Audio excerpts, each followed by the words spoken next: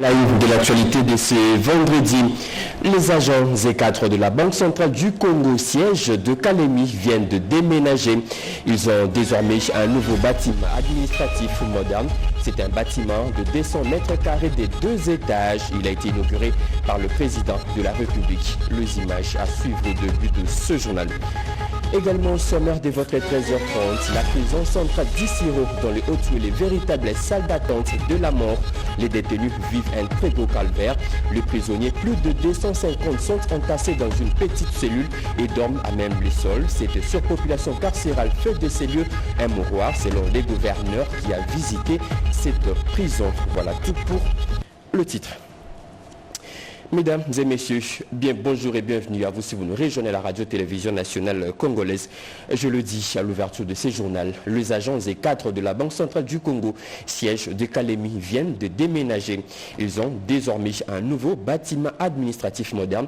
C'est un bâtiment de 200 mètres carrés, de 2 étages. Il a été inauguré par le président de la République, Félix-Antoine Tshisekedi Tshilombo. Ce nouvel édifice n'abrite pas seulement le service de la banque, mais aussi des appartements pour des hôtes des marques. Blandine Zoff. Un nouvel édifice sorti des terres en plein centre-ville de Kalemi, le nouveau bâtiment administratif de l'agence autonome de la Banque centrale du Congo est un immeuble de 2 étages situé sur l'avenue de la Révolution au quartier Fataki 1, commune de Kalemi, en plein centre commercial et administratif de la ville. En présence du chef de l'État Félix-Antoine Tshisekedi Tshilombo, la gouverneure de la Banque centrale du Congo, Madame Marie-France Kabedi Malangou, indique que ce bâtiment de 200 mètres carrés, acquis sur fonds propres, s'inscrit dans le cadre de la noble vision du président de la République visant l'amélioration des conditions de travail et de qualité de vie de son peuple. Ceci est le fruit d'un besoin exprimé par l'institution monétaire de doter à son agence provinciale de Kalemi d'un édifice modernisé en assurant un maximum de confort au personnel. Ce que vous allez inaugurer aujourd'hui s'inscrit dans votre noble vision visant l'amélioration des conditions de travail et la qualité de vie du peuple congolais.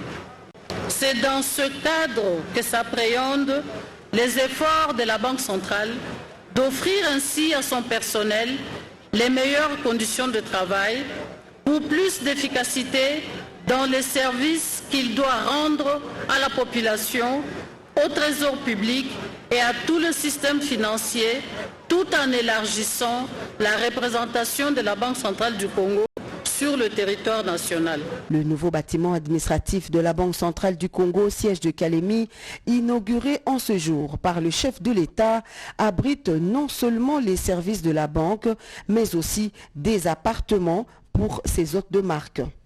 La Banque centrale, en tant qu'entreprise autoritaire de régulation et de supervision du système financier congolais et comme institut d'émission de la monnaie nationale, compte 1710 agents et cadres au siège de Kinshasa à l'hôtel de Monnaie dans les entités provinciales réparties dans les différentes provinces et dans les agences autonomes, y compris celle de Kalemi. Tous les responsables de services de sécurité des forces armées de la province du Tanganyika étaient autour du chef de l'État. Ensemble, ils ont fait les tours d'horizon de la situation sécuritaire de la province. Au cours de ces conseils de sécurité, Félix-Antoine Tshisekedi Tshilombo a donné de nouvelles instructions pour sécuriser davantage la population. Le détail de cette réunion avec le vice-premier ministre en charge de l'Intérieur. On écoute Jacques Chabani.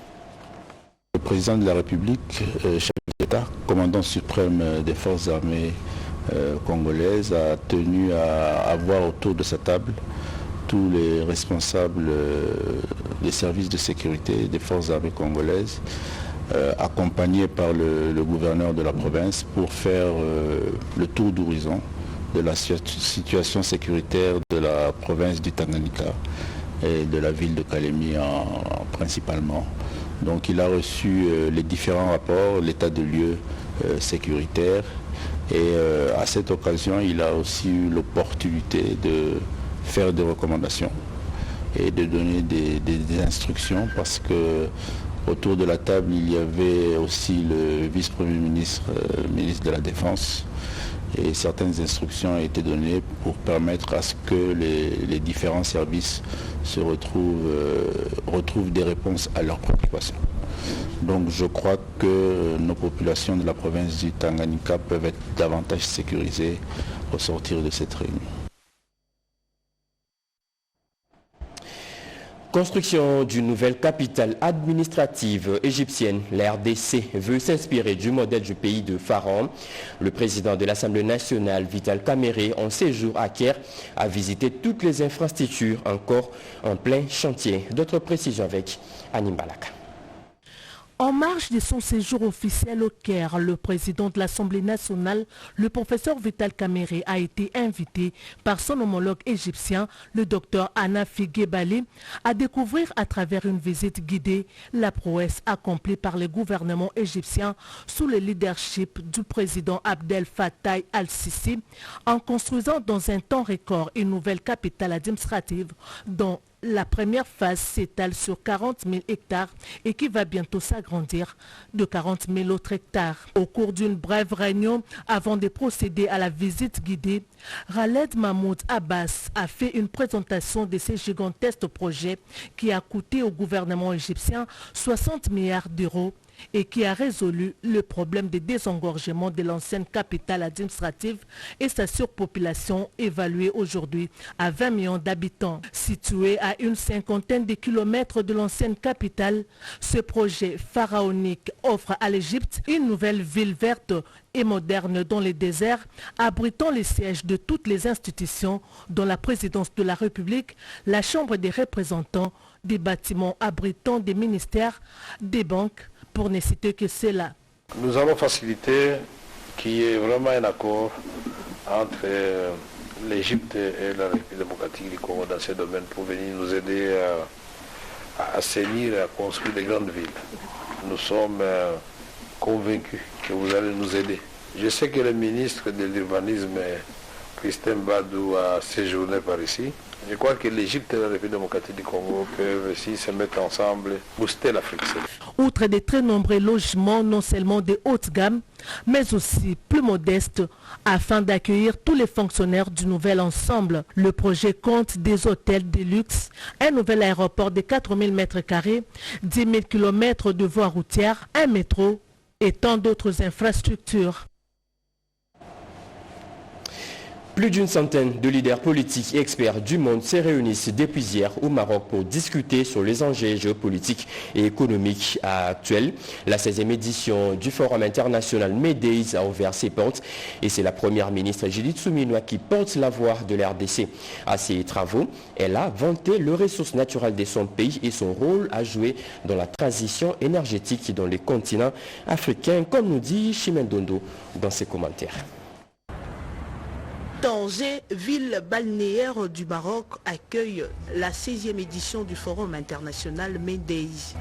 Un événement qui réunit des leaders politiques et des experts du monde entier pour discuter des enjeux géopolitiques et économiques actuels. La responsabilité. Dans son allocution, la première ministre Judith Suminwa Tuluka a mis en lumière les ressources de son pays, les présentant non seulement comme des atouts économiques, mais aussi comme des leviers puissants pour promouvoir des politiques de collaboration et d'échanges mutuels bénéfiques. Au cœur de l'Afrique centrale, la République démocratique du Congo est un pays riche en ressources naturelles et en potentiel humain, avec un territoire vaste et des terres fertiles. Nous avons la responsabilité, mais aussi l'opportunité de jouer un rôle clé dans le développement économique et la transition énergétique du continent africain, ainsi que dans la lutte contre les défis mondiaux que sont le changement climatique, l'insécurité alimentaire et la croissance inclusive. Pour la chef du gouvernement de la RDC, son pays aspire à bâtir un avenir résilient, non seulement pour son peuple, mais également pour l'ensemble du continent africain. Elle a évoqué la vision politique du chef de l'État, Félix-Antoine Tshisekedi Tshilombo, qui vise à créer plus d'emplois et à protéger le pouvoir d'achat de ménages, en vue d'améliorer les conditions de vie des Congolais. L'Afrique ne peut se développer sans la paix. La stabilité et la sécurité sont les fondations sur lesquelles nous devons bâtir notre avenir. Il est impératif que chaque nation et l'ensemble du continent œuvrent pour instaurer un climat de paix durable, condition essentielle à notre prospérité collective. La République démocratique du Congo fait face à des défis complexes et notamment celui de l'insécurité persistante à l'est de notre territoire. Un défi qui entraîne des répercussions profondes sur notre stabilité interne et notre développement économique. En cela, le gouvernement a intensifié ses efforts pour restaurer l'ordre et assurer une paix durable à l'Est. C'est pourquoi nous œuvrons non seulement pour la stabilité intérieure, mais aussi pour une coopération régionale renforcée avec nos voisins. Judith Souminoa Toulouka a lancé également un appel à tous les leaders présents, les exhortant à agir face à l'insécurité persistante dans l'est de la RDC par les troupes rwandaises causant la mort de milliers de Congolais. Ces forums constituent une occasion pour la RDC de renforcer ses relations bilatérales avec le Maroc, deux pays unis pour des intérêts communs dans divers domaines. Clap de fin hier à Bujumbura de la télé régionale de restitution des résultats du projet régional de développement agricole intégré dans les Grands Lacs, projet réalisé dans les provinces du Sud Kivu et Tanganyika en RDC et aussi au Burundi. Financé par la Banque mondiale, ces projets visent à éradiquer la famine sous toutes ses formes et dans ces milieux ciblés. Plus de précision avec Tete Bungunja. Ces assises appuyées par l'UTI se sont focalisées sur les aspects relatifs à l'impact des activités menées au cours de ces 5 dernières années, incluant les bonnes pratiques agricoles en vue de booster le secteur agricole au travers des diverses chaînes de valeur stratégiques telles que retenues en RDC et au Burundi, le riz, le manioc, le lait et autres. Des échanges entre les experts congolais et burundais ressortent une détermination de définir des stratégies plus approfondies pour les pérenniser et mettre à l'échelle les résultats obtenus tout au long de l'exercice du projet dans les zones implémentées. Jean-Paul Balolessi, coordonnateur ad intérim du Picagel Tanganyika, s'est dit satisfait du résultat obtenu. Je pense qu'il y a une diversité d'études qui ont été menées aujourd'hui. Nous avons des résultats qui sont très satisfaisants. Alors, ça ne peut qu'être un motif de joie pour nous autres. Même son de cloche de la part du représentant du ministre de l'Agriculture du Burundi. Toujours dans le cadre du projet, 1520 jeunes ont été formés en différentes thématiques.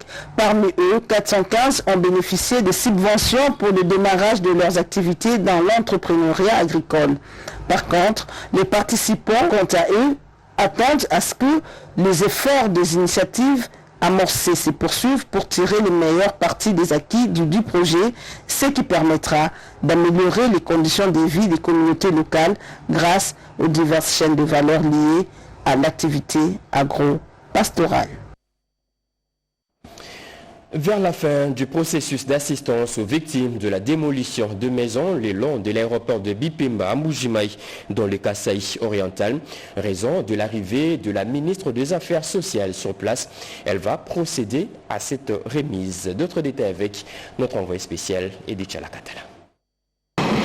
À l'aéroport de Bipemba, l'affluence était à la hauteur des attentes. La ministre des Affaires sociales, Action humanitaire et solidarité nationale, Nathalie Aziza Mounana, est arrivée sous une pluie battante. Une mission qui bouclera la boucle du processus d'assistance aux victimes de la démolition des maisons le long de l'aéroport de Mbuji-Mayi. Quelques minutes d'échange avec le premier vice-président du Sénat, José Kalalawa Kalala, à l'arrivée, avant de communier avec ses nombreuses foules. Rassurante, la ministre a prononcé quelques mots d'encouragement.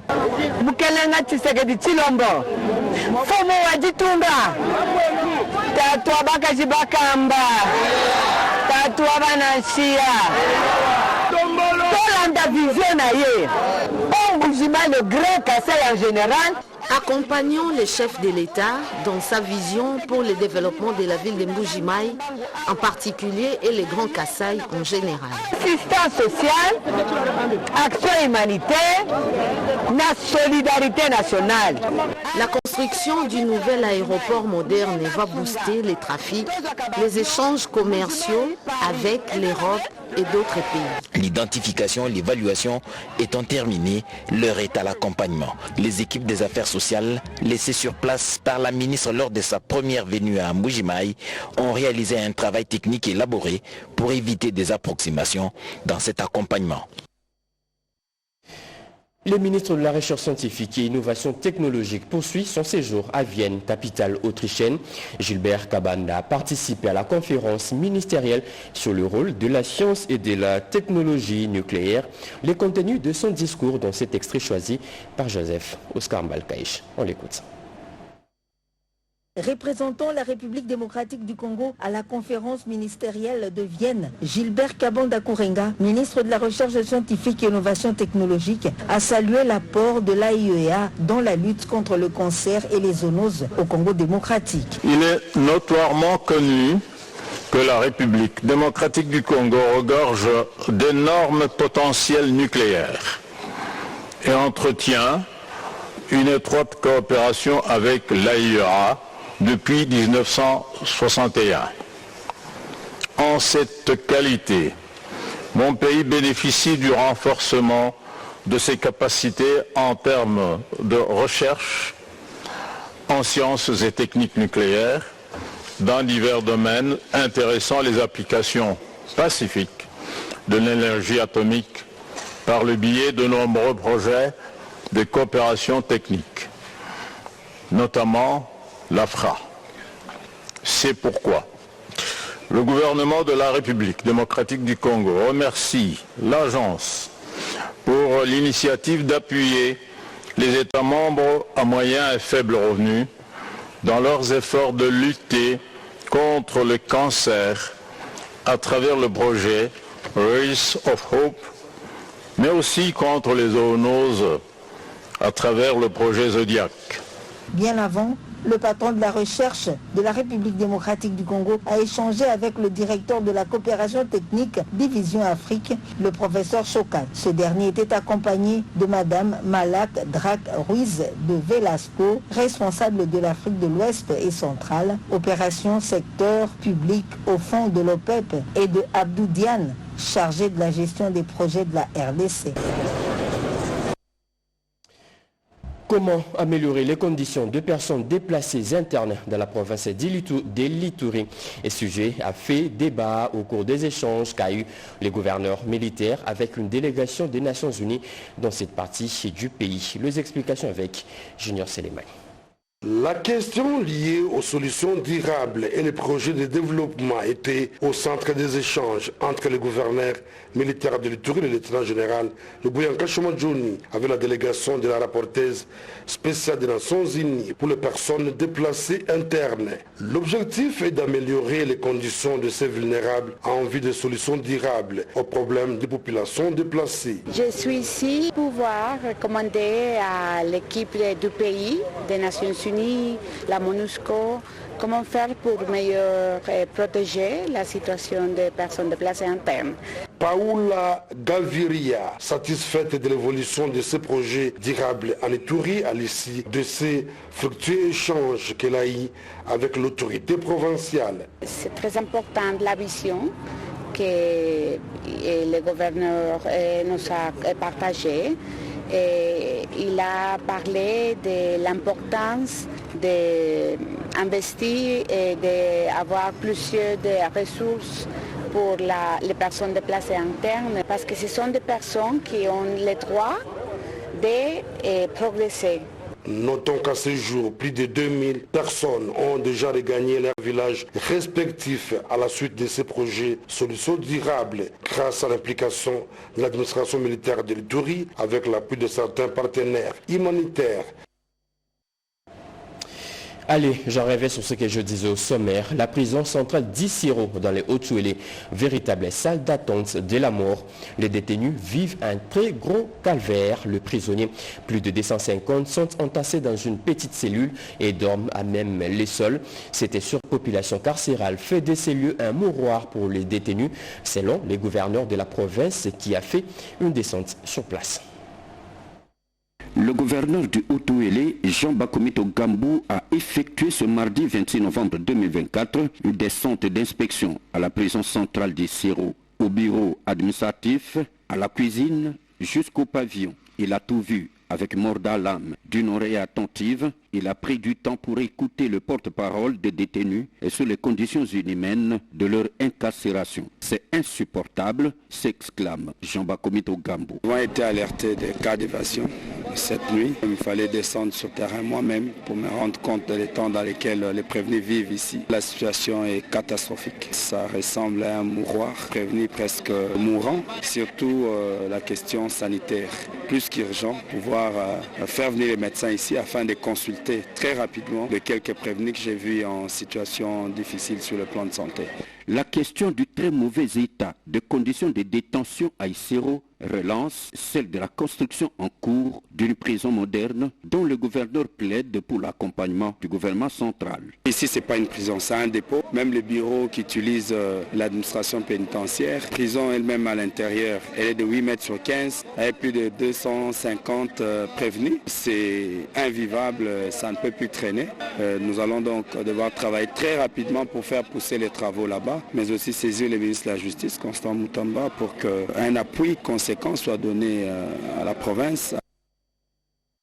Les centres de santé de Lukangu dans le Kasaï central dotés des nouveaux lits et ambulances, c'est un don du sénateur Pierre Kanda qui a aussi sensibilisé la population sur le bien fondé de la révision constitutionnelle. Plus de précisions avec Gaëtan Magalano et Joël Makiela. C'est une action qui réveille le patriotisme dans le chef 2 habitants de Katanda dans le Kasaï oriental. 2 centres de santé de Lukangu, dotés de lits et ambulances, par le sénateur Pierre Kanda au nom du président Félix Tshisekedi. Mais je n'ai jamais fait la politique politicienne. C'est une politique pour que ce soit de ma vue, voilà, je fais non. Moi je ne suis pas dans ce truc-là. J'aime bien quand je viens, je retrouve également les provinciaux qui sont là, et ce sont des gens bien dans les circonscriptions, les choses se passent très bien. Et la population en profite. Et moi c'est tout mon bonheur. Entretien de proximité, dons de pain et autres présents, palper leur réalité sur terrain. La population de ces coins de la RDC est sensibilisée sur le bien fondé de la révision constitutionnelle, comme voulu par le garant de la nation. Les chefs coutumiers, les chefs de regroupement, se sont déplacés nombreux pour m'accueillir. Ça m'a vraiment fait chaud au cœur. Naturellement, ils m'ont présenté leurs desiderata, leurs problèmes qu'ils rencontrent dans leur chefferie, dans leur village. Et j'ai pris bonne note de tout cela. On va essayer de trouver des solutions.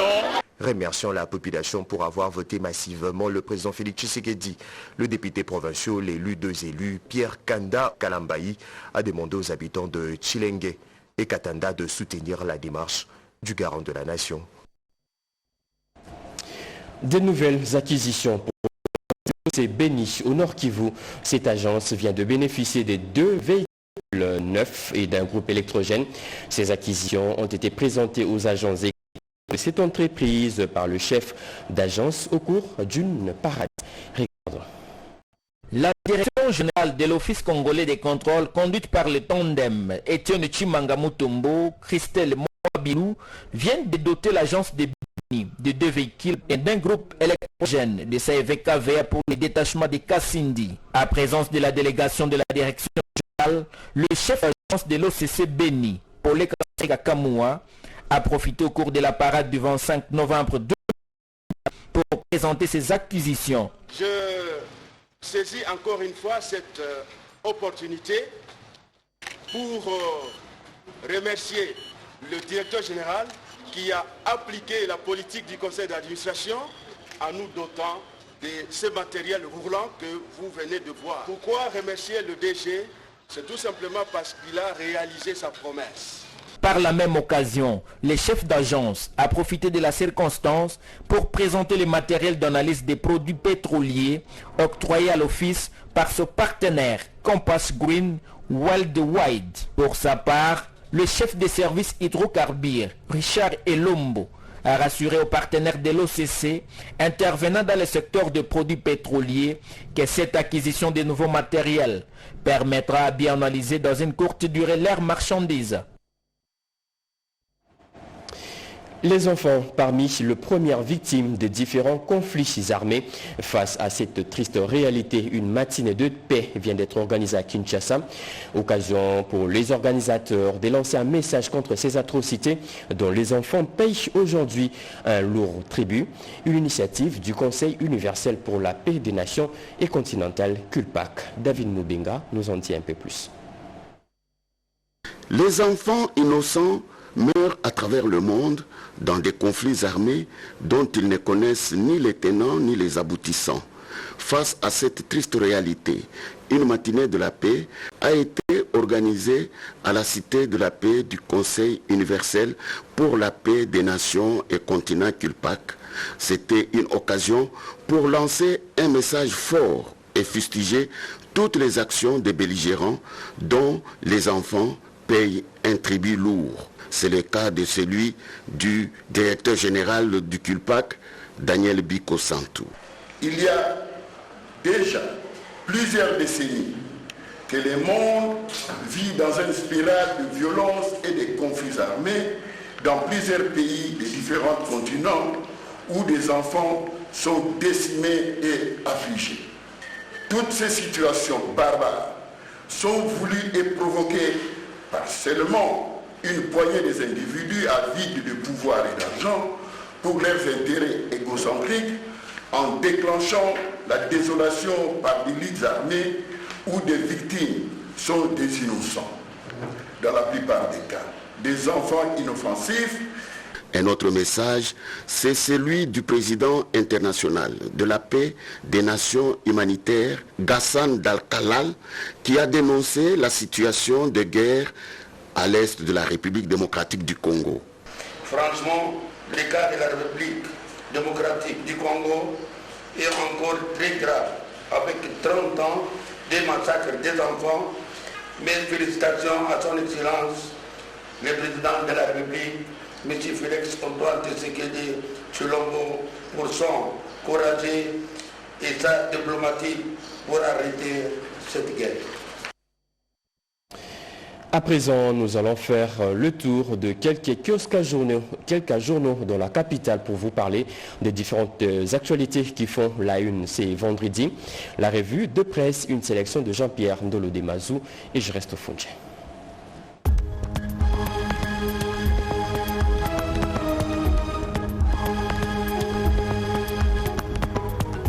Bonjour mesdames, messieurs et bienvenue à cette revue de presse. Kinshasa, plusieurs morts et blessés enregistrés dans un accident de circulation à Matadi-Kibala annonce la prospérité. Une matinée en deuil dans la commune de Mongafula jeudi 28 novembre 2024 sur la route nationale numéro 1 à l'entrée de Matadi-Mayo. Face à un afflux de la population empruntant cette voie urbano-rurale, un camion en provenance du Congo central a fini sa course sur les paisibles citoyens, faisant donc 7 morts et 7 blessés selon l'autorité municipale Plamedi Biavanga. Pour ce dernier, la cause de ce drame serait un problème de freinage. Flambée des prix, les spéculateurs visés, titre Ouragan.cd. Les ménages congolais suffoquent face à la hausse vertigineuse des prix des biens de première nécessité. Selon un rapport du Mouvement national des consommateurs lésés, les marchés de Kinshasa, du Haut-Katanga et de Lualaba enregistrent des augmentations alarmantes. Cette flambée affecte gravement le pouvoir d'achat des citoyens déjà fragilisés par une conjoncture économique difficile. Des sanctions exemplaires doivent être prises contre les opérateurs qui ne respectent pas la loi.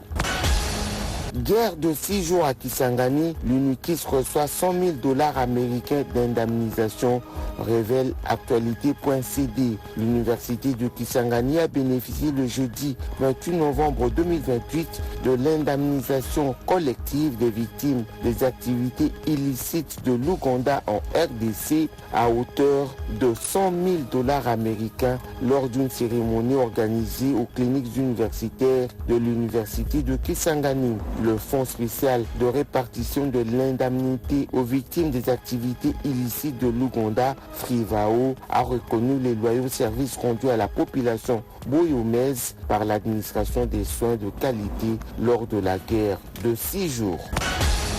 Jacinda l'a placé sous mandat d'arrêt provisoire, note le quotidien. C'est jeudi 28 novembre au cours d'une audience, le tribunal de paix de Kinshasa Kinkoli a décidé de placer l'opposant Jacinda sous mandat d'arrêt provisoire. Dans les réquisitions, le ministère public demande 3 ans de détention et $1000 pour la partie République pour dommages, intérêts, mais également 1 million pour frais de dommages à la justice. C'est fini pour ce journal de la mi-journée. Mesdames et messieurs, merci de nous avoir suivis. L'actualité continue sur nos antennes. Retrouvez à 19h Robert Ndaye Chisense. Très bonne suite des programmes sur nos antennes. Au revoir.